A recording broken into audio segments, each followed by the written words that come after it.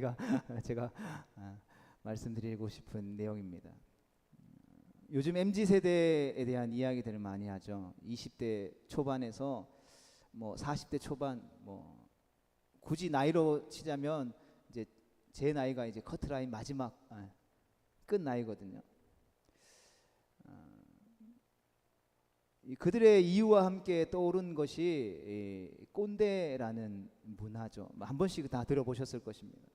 정확히 뭐가 꼰대 문화다라고 정의하기는 쉽지 않지만 오늘날 20대나 30대, 40대 초반까지의 MZ 세대들이 말하는 꼰대라고 하는 이 표현들은 무조건 나이가 많은 사람을 말하는 것이 아니라 아주 진부하고 고루한 생각을 하는 사람들을 칭한다라는 설문조사를 본 기억이 있습니다. 반대로 삶에 도움을 주는 사람, 삶에 도움이 되는 조언들을 해주는 사람들을 향하여서는 이 멘토라고 여긴다라는 것이죠. 어떤 부류는 이 20대, 30대 젊은 세대들을 향해서 꼰대라는 소리를 듣고 어떤 사람들은 그들에게 멘토가 되어진다라는 것이죠. 그렇다면 꼰대와 멘토 그 사이의 간극은 무엇으로 과연 설명할 수 있을까요? 저는 성숙의 차이가 아닐까 생각해 보게 됩니다. 그렇다면 성숙하다라는 말은 무엇일까요? 우리가 알고 있는 너무나도 당연한 일들을 그저 지식에만 그치는 것이 아니라 삶으로 살아낼 때 우리는 비로소 성숙하다라고 말할 수 있는 것은 아닐지 생각해 보는 것이죠. 그러니까 오늘날 젊은 세대들은, 세상에서 살아가는 사람들은 알고 있는 것으로 그저 잔소리하는 어른이 아니라 그것을 알고 있는 것을 그대로 삶에서 살아내는 인생의 선배를 바라고 있는 것인지도 모르겠습니다. 그리고 이러한 사회적인 현상과 또 물음과 질문들은 또 다른 의미에서 세상이 오늘날 교회에 던지는 매우 중요한 메시지가 아닐까 생각해 보게 되었습니다. 여러분, 신앙에 있어서도 우리가 꼰대가 아니라 멘토가 되어줄 수 있어야 한다는 말입니다. 우리가 말씀을 아는 것에, 지식에 멈추지 않고 그 우리가 알고 배운 하나님의 말씀을 우리에게 주어진 삶의 자리에서 삶으로 살아내는 성숙한 성도, 성숙한 교회, 그리스도인이 되어야 한다라는 것이죠. 오늘은 그런 의미에서 이 성숙한 교회가 무엇인지에 대해서 함께 몇 가지 말씀을 나누기를 원합니다. 세 가지로 함께 살펴보기를 원하는데요. 첫 번째는 같이 읽어보겠습니다. 시작. 해야 할 일을 볼 수 있는 교회. 아멘. 어떤 집단이 과거부터 지금까지 지켜온 자긍심, 습관 같은 것들을 우리는 소위 말해서 전통이라고 말합니다. 전통은 자신에게나 아니면 자신이 속한 공동체에게나 아주 익숙한 어떤 것을 말하죠. 사람은 흔히 익숙해진 것을 바꾸는 것을 어려워합니다. 그것은 나이가 많다고 해서 어렵고 나이가 적다고 해서 쉬운 것은 아닌 것 같습니다. 익숙함에 젖어 있을 때의 평안함을 느끼는 인간의 본능과 습성과도 같은 것이죠. 그러나 우리의 신앙이 어디에 머물러 있느냐, 즉 신앙이 익숙함에 머물러 있느냐 아니면 신앙의 본질을 향해 계속해서 끊임없이 나아가느냐 하는 것은 굉장히 중요한 부분인 것이죠. 그렇다고 해서 전통이라고 하는 것을 단지 무조건 나쁘다라는 것으로 정의하는 것은 아닙니다. 우리가 양 두 개를 비교해서 이것은 옳고 이것은 나쁘다라는 것을 비교하는 것은 주의할 필요가 있습니다. 하지만 전통이라고 하는 것이 때때로 본래 가지고 있었던 본질적인 정신을 왜곡하거나 방해할 때가 많더라는 것이죠. 그래서 전통에 의해서 움직이는 사람이나 교회는 절대로 성숙한 단계로 나아가지 못하더라는 것입니다. 즉 그렇기 때문에 성숙함이라고 하는 것은 전통이라는 것을 뛰어넘어서는 것이죠. 예를 들어 봅시다. 만약에 전통의 기준을 단순히 우리가 지금까지 해왔던 것들을 그대로 따라가는 것이라고 생각하면 어떻게 될까요? 가장 성경적인 삶의 모범이 되는 분은 예수님이실 것입니다. 그렇다면 우리가 2000년 전 예수님께서 저 유대 땅 베들레헴에서 태어나셔서 예수님이 공생애를 지내시면서 이 땅 위에 행하셨던 모든 행동들을 그대로 따라하는 것이 예수님을 잘 믿는 것일까요? 그렇게 되면 우리는 오늘 지금 어떻게 예배를 드려야 할까요? 어떠한 삶을 살아야 할까요? 저는 그렇게 생각하지 않습니다. 우리가 어떻게 예수님께서 행하신 행동들 하나하나 다 빠짐없이 그대로 따라 할 수 있겠습니까? 어떤 면에서 그것은 불가능한 일일지도 모를 것입니다. 또 2000년 전과 2000년이 흐른 지금 문화가 다르고 시간의 흐름에 따라서 그 행동들을 이해하는 사람들의 행동 양식 또한 생각의 양식 또한 달라졌다라는 것이죠. 그렇다면 어떻게 하는 것이 성숙한 신앙일까요? 예수님께서 행하셨던 그 모든 행동들을 하나도 빠짐없이 흉내내는 것이 아니라 예수님께서 그렇게 말씀하신 이유를 우리가 곱씹고 그렇게 말씀하시고 그렇게 행동하셨던 이유가 무엇인지에 대해서 생각해 보는 것이지 않을까요? 그리고 그 의미를 오늘날 현재를 살아가는 우리의 인생에 대입해 보는 것이죠. 그럴 때 우리는 성숙하고 깊은 신앙의 단계로 나아갈 수 있는 것 같습니다. 마찬가지로 우리가 초대교회를 본받기를 원합니다. 교회의 롤모델을 생각하면 초대교회입니다 라고 한다고 해서 초대교회 우리가 오늘 읽었던 본문 말씀처럼 자 이제 우리 산동교회는 초대교회를 본받기를 원합니다. 집에 있는 통장 다 가지고 오셔가지고 집도 팔고 재산도 다 팔아가지고 교회 헌금해가지고 우리 공평하게 다 n분의 1로 분배하고 또 부족하건 남아있는 금액들이 있으면 지역사회 가난한 사람들을 다 나누어 줍시다. 단순히 이것이 초대교회를 본받는 것이다라고 한다면 여러분 그렇게 하실 수 있겠습니까? 초대교회가 그렇게 했던 이유가 과연 무엇일까요? 오늘날 교회는 그러면 그 초대교회를 본받아야 하는데 어떻게 해야 하는 것이 초대교회를 본받는 것일까요? 예수님께서 지금 이 땅 가운데 오셔서 우리가 초대교회를 본받겠습니다라고 이야기한다면 그래 잘한다 그러면 이렇게 해야 한다라고 말씀하실 때에 과연 어떻게 우리에게 말씀해 주실까요? 생각해 보아야 한다라는 것이죠.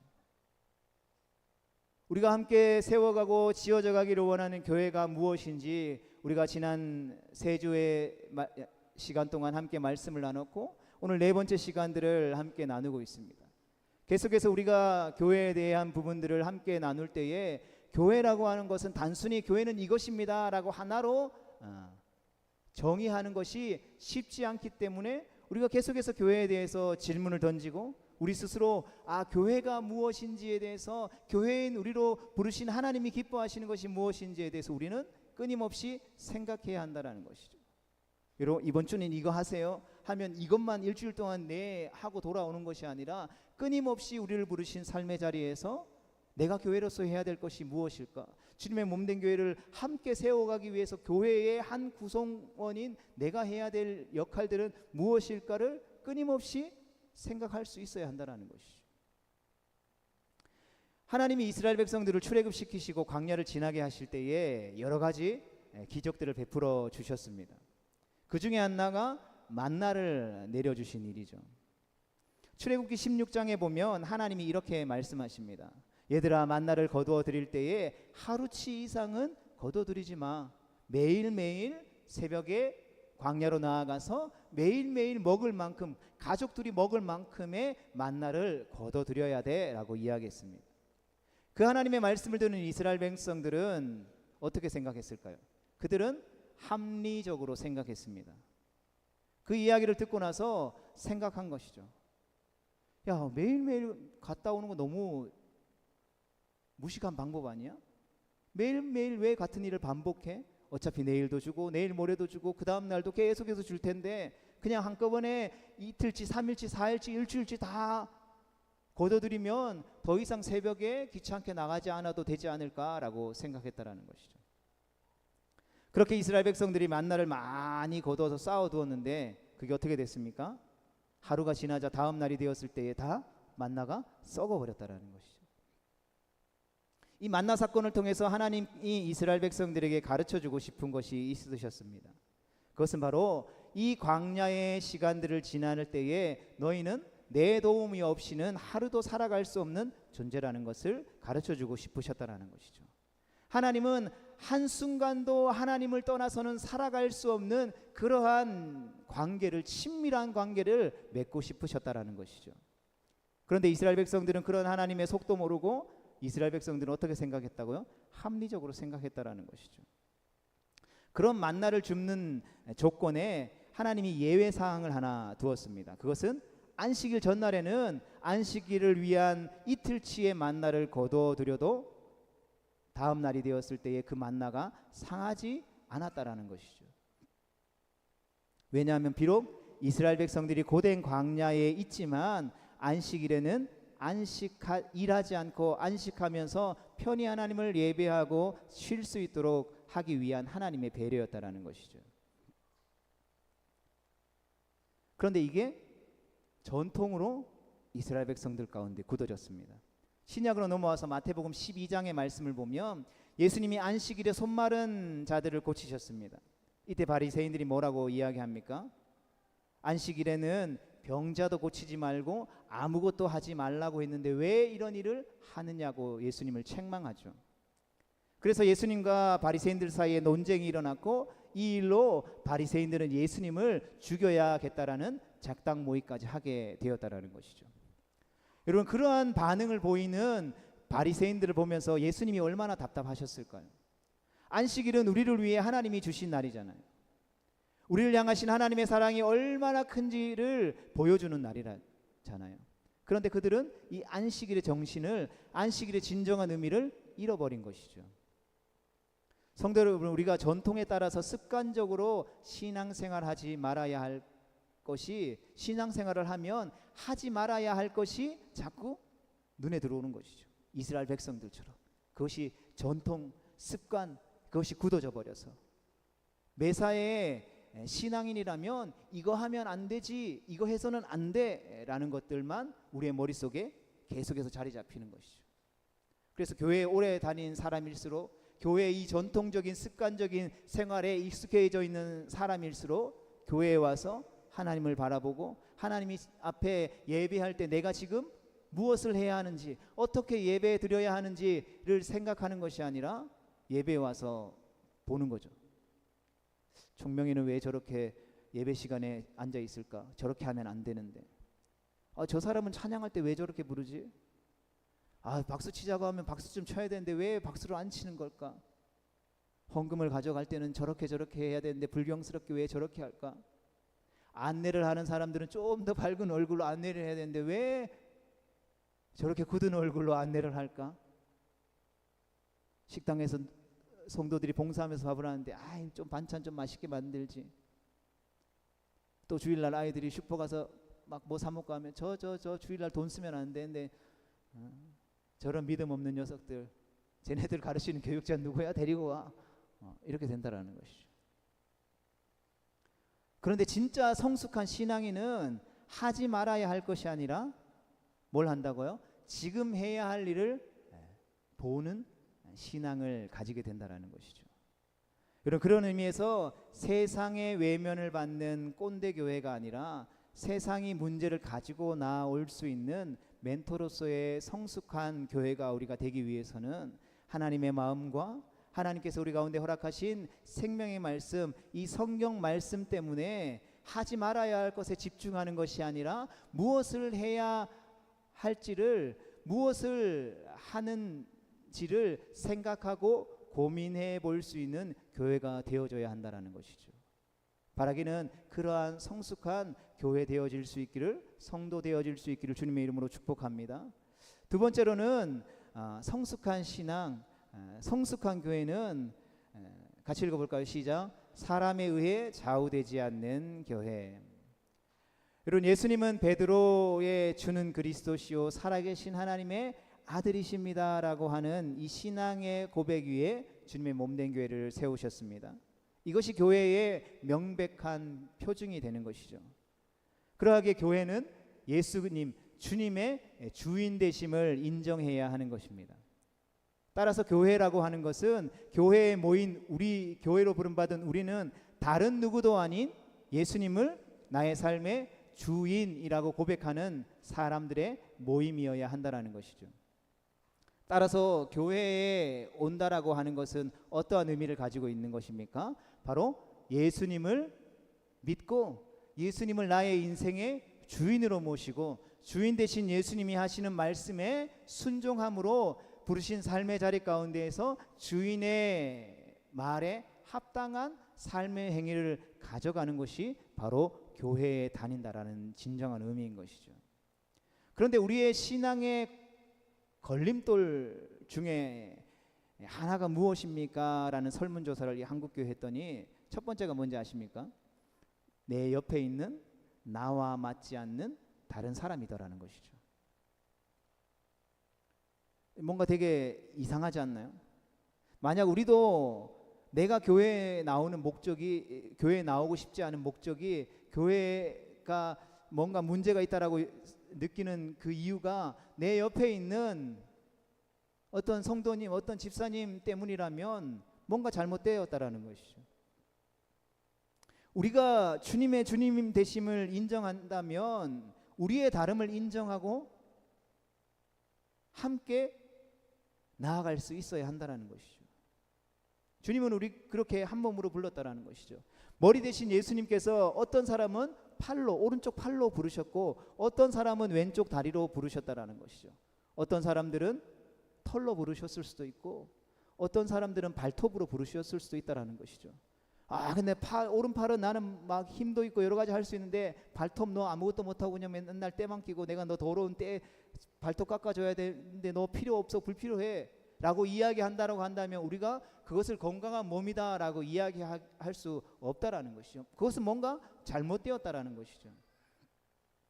우리가 머리 대신 예수 그리스도의 몸된 교회로 함께 지어져 간다라고 하는 것은 그러한 다름을 인정하고 각자의 자리, 각자의 위치에서 각자의 역할을 건강하게 감당할 때 우리는 건강한 몸이 되어질 수 있는 것입니다. 이것을 우리가 해내지 못한다면 우리의 신앙은 교회로서 우리는 성숙하지 못하고 계속해서 어린아이의 수준에 머무를 수밖에 없다라는 것이죠. 여러분 한국 교회 안에는 수많은 교파들이 있습니다. 저도 뭐 젊었을 때 청년 때는 뭐 교회 교파가 뭐 많은지 적은지 뭐 몰랐죠. 근데 이제 뭐 신학교를 가고 뭐 이렇게 교회에 대해서 막 이렇게 공부하고 배우다 보니까 뭐 엄청 많더라고요. 침례교도 있고 감리교도 있고 성결교도 있고 순복음도 있고 장로교도 있고 장로교 안에도 합동, 통합, 개혁, 기독교 장로, 고신, 합심, 백석 뭐 엄청 많죠. 이 외에도 뭐 작은 교단들이 수십 개가 있다라는 것이죠. 처음에는 하나였겠죠. 근데 신앙생활 하다 보니까 다른 부분이 생긴 것이죠. 뭐 가장 쉬운 예로 장로교와 침례교를 할 때의 이 말씀을 보는 것이죠. 우리가 예수님을 믿고 일정 시간이 지나면 예수님을 믿는 나는 성도입니다라는 것을 고백하기 위해서 세례를 받죠. 근데 장로교는 이것의 영적인 의미만을 생각하면 되니까 물에 안 들어가도 된다. 그냥 물을 가지고 에티오피아 내시가 광야에서 빌립을 만났을 때에 거기는 광이 없으니까 있는 물을 가지고 머리에 손을 얹고 세례를 준 것을 이야기하면서 그렇게 해도 된다. 근데 침례교에서는 아니다. 예수님도 세례원에 가서 요단강에 푹 들어가서 침례를 받았지 않냐. 그러니까 우리는 침례 받아야 된다. 그래서 침례교는 세례 받을 때에 이렇게 욕조 같은 데다 물을 받아놓고 이렇게 풍덩 다 온몸이 들어가서 이렇게 하잖아요. 뭐 성교지나 이런 데는 다 대부분 이렇게 약식으로 하지 않고 이렇게 강이나 뭐 호수 같은 데 들어가서 이렇게 침례를 받죠. 그런 이야기를 하다가 뭐 이 의견이 좁혀지지 않으니까 그러면 우리는 우리대로 할 테니까 너네는 너대로 해. 그래서 침례교가 따로 생기게 된 거죠. 그러니까 교리적으로 생각하는 교회가 다르고 신앙의 모습들이 다르다 보니까 각자가 추구하는 의지대로 갈라진 거죠. 물론 교파가 나누어질 수 있습니다. 나누어짐에 있어서도 여러 가지 긍정적인 부분들이 있죠. 그러나 교파 간에 계속해서 갈등들이 일어나고 서로의 이해관계를 따진다면 뭔가 문제가 있는 것은 아닐까요? 그리고 이러한 교파의 문제가 뭐 오늘날 문제뿐이겠습니까? 한국교회의 문제뿐이겠습니까? 초대교회에도 있었습니다. 바울은 고린도 교회에 이렇게 편지를 썼습니다. 같이 보겠습니다. 시작. 내 형제들아 글로의 집 편으로 너희에 대한 말이 내게 들리니 곧 너희 가운데 분쟁이 있다는 것이라. 내가 이것을 말하거니와 너희가 각각 이르되 나는 바울에게, 나는 아볼로에게, 나는 게바에게, 나는 그리스도에게 속한 자라 한다는 것이니 그리스도께서 어찌 나뉘었느냐? 바울이 너희를 위하여 십자가에 못 박혔으며 바울의 이름으로 너희가 세례를 받았느냐? 아멘. 고린도 교회는 바울이 개척한 교회입니다. 바울이 고린도라는 교회에 가서 지역에 가서 복음을 전했고 그를 통해서 세워진 교회라는 것이죠. 그런데 여기에 게바파, 아볼로파, 바울파, 심지어는 그리스도파까지 나눴다라는 것이죠. 사실 이것은 충분히 예상 가능한 일입니다. 바울이 개척한 교회니까 그때 당시에 바울의 전도를 받고 바울과 함께 초기에 교회를 세우기 위해서 열심히 수고한 사람들은 바울을 좋아하고 지지할 수 있었겠죠. 이미 바울이 떠났지만 바울의 가르침을 계속해서 사모했기 때문에. 그런데 그 이후에 아볼로라는 사람이 왔을 때 말씀을 전하는데 너무 말씀을 탁월하게 잘 전하더라는 것이죠. 그래서 그의 가르침에 매료된 사람들도 있었을 것입니다. 또 당시에는 예수님의 제자들에게 부여되었던 사도권이 굉장히 중요하던 때였습니다. 그래서 바울보다는 예수님의 수제자였던, 예수님을 직접 따랐던 게바로 불리었던 베드로에게 열광하는 사람들도 있었다라는 것이죠. 와, 예수님이 직접 부르셔가지고 예수님의 그 십자가의 고난을 받고 그 베드로의 간증들, 예수님의 가르침들, 그 초대교회 가운데에 베드로가 설교했더니 3,000명, 5,000명이 막 돌아와서 부흥했던 그 이야기들 들으면, 영웅적인 그 스토리를 들으면 열광하지 않을까요? 그 베드로가 지금 우리에게 있으니 그 베드로를 좋아하는 것은 당연하다라는 것이죠. 즉 그들은 서로의 신앙을 설명할 합리적인 이유가 있었다라는 것이죠. 그렇게 합리적인 저마다의 이유를 들어서 각양각색의 팔을 만들었던 그들을 향하여서 베드로가 이렇게 이야기합니다. 같이 읽어보겠습니다. 시작. 내가 여러분을 위해 십자가를 졌습니까? 내가 여러분에게 세례를 줄 때에 바울의 이름으로 준 적이 있습니까? 십자가를 지신 분도 그리스도시고 우리가 세례를 베푸는 것도 예수 그리스도의 이름으로 합니다. 그런데 왜 여러분은 사람에 속한 것으로 편을 가르고 다툽니까? 왜 사람의 영향력을 받아 신앙생활합니까? 이런 교회는 어떤 곳이라고요? 교회는 그리스도의 주인 되심을 인정하는 것입니다. 내 영광과 내 뜻과 내 만족을 드러내는 것이 아니라는 것이죠. 그래서 우리가 성숙한 교회로 자라나고 성장해지기 위해서는 늘 생각해야 될 것이 있다라는 것이죠. 그것이 무엇입니까? 바로 교회는 누구 한 사람에 의해서 좌우되어져서는 안 된다라는 것이죠. 어떤 한 사람이 교회의 분위기를, 어떤 한 사람이 교회의 방향을, 어떤 한 사람이 성도의 신앙을 좌우해서는 안 된다라는 것입니다. 그것이 교인들을 대표하는 중직자여서도, 교회를 대표한다라고 말하는 담임 목사여서도 안 된다라는 것이죠. 여러분, 이것을 분별할 때에 우리는 성숙한 신앙인으로 한 걸음 더 나아갈 수 있는 것이죠. 저는 우리 모두가 이 산동교회가 이 시대 가운데, 그리고 앞으로 오는 세대 가운데 하나님 앞에 쓰임받는 성숙한 교회가 될 수 있기를 간절히 소망합니다. 꼰대교회로 전락해서 외면받는 것이 아니라 이 시대가 물음을 던질 때에 그들에게 멘토링 해줄 수 있는, 진리의 길을 보여줄 수 있는 주님의 몸된 교회가 되어질 수 있기를 간절히 소망합니다. 이를 위해서 우리가 어떠한 성숙함으로 나아가야 한다고요? 사람의 어떠함 때문에 우리의 신앙이 흔들리거나 교회가 좌우되지 않아야 한다는 것이죠. 이러한 교회를 함께 지어져 갈 수 있는 우리 모두가 될 수 있기를 주님의 이름으로 축복합니다. 세 번째 함께 읽어보겠습니다. 시작. 물질을 바르게 사용하는 교회.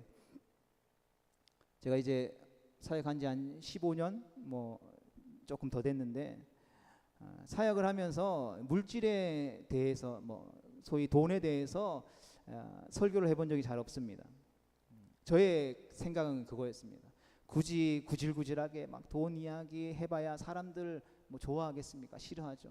그러면 바른 복음, 바른 하나님의 말씀을 전하면 그로 인해서 그 사람이 하나님을, 예수님을 인격적으로 만나면 그로 인해서 건강한 신앙인이 된다면, 건강한 신앙인이 되어서 건강히 하나님의 말씀을 보고 그 말씀을 먹고 무럭무럭 자라기만 한다면, 하지 말라고 해도 주님의 몸된 교회와 필요를 위해서 헌금할 거라고 생각했기 때문이라는 것이죠. 그런데 교회에 대한 것들을 생각하면서 하루는 하나님께서 무섭게 저를 책망하시고 질책하시는 것 같았습니다. 그 책망은 너는 가장 중요한 것을 가르칠 수 있는 용기가 없는 사꾼 목자다라는 마음을 제 안에 강하게 주셨다는 것이죠. 마태복음 6장 21절의 말씀에 보면 예수님은 내 보물이 있는 곳에 내 마음도 있다라고 말씀하여 주셨습니다. 이 말이 무슨 말입니까? 예나 지금이나 사람이 살아가는데 가장 중요한 것은 뭐니 해도 money라는 것이죠. 돈 없이 살 수 있는 사람이 있을까요? 저도 돈 없이 못 살 것 같습니다. 저희 가정이 소망이가 태어나고 한 6개월, 7개월 됐을 때에 이제 선교지에 이렇게 파송받아서 선교사로 있으면서 세 식구가 한 달에 약 700불 정도를 생활했죠. 그 700불에 한 300불 정도는 월세로 나가고 거기에 학교를 다니는 학비도 냈고 또 거기에 또 돈을 조금씩 모아서 비자비도 냈고 또 거기에 세 가족이 생활할 수 있는 식료품이나 쌀이나 이런 것도 사고 다 포함되어 있죠. 당시에 비슷한 이제 선교사 오래 계셨던 선교사님들이 한 200불 이상 쓰는 금액에 비하면 굉장히 작은 금액이죠.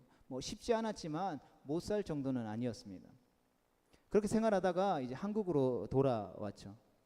돌아오니까 이제 갈 때는 3명이었는데 총명이가 태어나면서 이제 4인 가족이 됐습니다. 한국에서 돌아와서 뭔가 이제 다시 한국에서 정착할 이 준비를 쭉 하다 보니까 한 달에 숨만 쉬어도 한 100만 원 100만 원 이상, 달러로 치면 1000불 이상이 그냥 쭉 들어가더라고요. 그냥 내 집 있고 내 땅이 조금 있어서 자급자족해서 내가 땀 흘리는 만큼 많지는 않고 풍족하지는 않아도 수확하는 만큼 감사함으로 먹고 살 수 있는 시대가 아니라는 것을 깊이 깨달았다라는 것이죠. 무슨 말씀을 드리고 싶으냐면 물질에 대해서 외면하고 살아갈 수 없는 삶의 실제도라는 것이죠. 그럼에도 불구하고 교회에서 돈 이야기 한다고 싫어하는 사람들이 많죠. 왜 그렇습니까? 교회가 이 돈에 대한 문제들이 많았었기 때문이죠. 저도 싫어합니다. 하지만 교회에서 돈 이야기를 빼놓을 수는 또 없죠. 왜냐하면 우리의 삶에 있어서 돈은, 즉 물질은 우리의 신앙의 성숙도를 보여주는 아주 중요한 요소이기 때문이라는 것이죠. 그렇다면 교회가 이 물질에 대해서 어떻게 우리가 바라보고 사용하는 것이 성숙한 신앙, 성숙한 교회로 나아가는 모습일까요? 교회에서 매사 돈 하면 과연 교회가 해야 하는 일을 제약 없이 과연 할 수 있을까요? 그래서 성숙한 교회, 건강한 교회는 늘 우리가 이렇게 질문할 수 있어야 하는 것이죠. 하나님의 마음이 있는 곳이 어디입니까? 여러분, 우리 산동교회는 이렇게 생각하고 있습니까? 이렇게 질문하고 있습니까? 여러분, 우리의 인생도 마찬가지인 것 같습니다. 하나님이 나에게 주신 물질이 무엇을 위해 쓰여져야 하는지를 분명히 물을 때에 우리는 성숙한 사람이 될 수 있다라는 것이죠. 보통 우리는 월급을 받으면 일부분을 저축하고 필요한 것을 위해 소비하죠. 저축을 하는 이유는 다양합니다. 집이나 차를 사려는 목적이 있을 수도 있고, 또 결혼을 준비할 수도 있고, 자녀의 결혼을 준비할 수도 있고, 또 내가 나이 들어서 살아가야 하니까 노후를 대비할 수도 있죠. 삶을 계획하고 그 계획한 대로 사는 것에 문제가 될 것은 없습니다. 그런데 주님은 그렇게 계획하고 삶을 준비하며 살아가는 우리를 향해서 말씀하시죠. 너의 계획이 너무나도 계획적이고 치밀해서 내가 내 삶에 개입할 수가 없다라는 것입니다. 여러분, 우리가 개인적으로나 교회적으로나 물질을 사용하는 데 있어서 어떤 마음을 가져야 하는지를 고민하는 것은 신앙의 성숙에 있어서 굉장히 중요한 일이라고 생각합니다.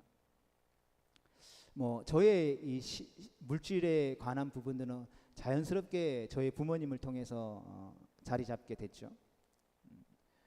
제가 어렸을 때부터 부모님들이 신앙생활하면서 계속해서 물질에 대한 부분들, 물질을 가정에서 어떻게 사용하는지를 계속해서 말씀해 주셨습니다.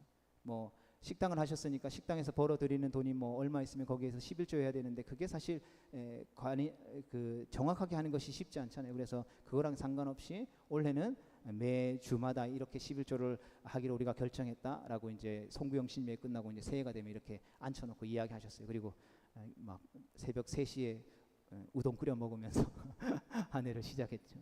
그리고 다음 해가 되면 이렇게 했더니 하나님이 이만큼 채워주셔서 올해는 이만큼의 금액을 하겠다. 그리고 여지없이 그렇게 하나님 앞에 서원하고 드렸던 그 11조대로 하나님이 뭐 찡답지을 하시니까 조류대감 때문에 장사가 안 될 때에도 그 후반부에 하나님이 갑절로 채워주셔서 그 손해봤던 것들을 채워주셔서 11조 만큼 채워주셨죠. 그래서 하나님이 기뻐하시는 일들을 위해서 물질을 많이 썼던 것 같습니다. 주님의 몸된 교회를 통해서 해외 교회도 건축하고 주님이 기뻐하시는 일이라면 물질을 아낌없이 사용하셨죠. 물론 그렇게 사용했다고 해서 가정의 필요들을 채우지 않은 것은 아니죠. 그럼에도 불구하고 하나님 앞에 하나님이 기뻐하시는 일이라고 하면 마음 편하게 사용했던 것 같습니다. 그런 모습을 봤던 것 같아요. 그러다가 이제 식당이 장사가 잘 안 되고 예전만큼 벌어지지 않다 보니까 이제 그런 이야기를 아버지가 하셨습니다. 아버지가 뭐 물을 쓸 때 교회를 위해서 또 교회 헌당을 위해서 선교를 위해서 누군가를 후원하는 일들에 대해서 가정의 물질에 굉장히 많은 부분들을 사용하셨죠. 그럼에도 불구하고 이 식당의 장사가 어렵고 수입이 줄어들 때에 고민하시고 생각하시더라는 것이죠.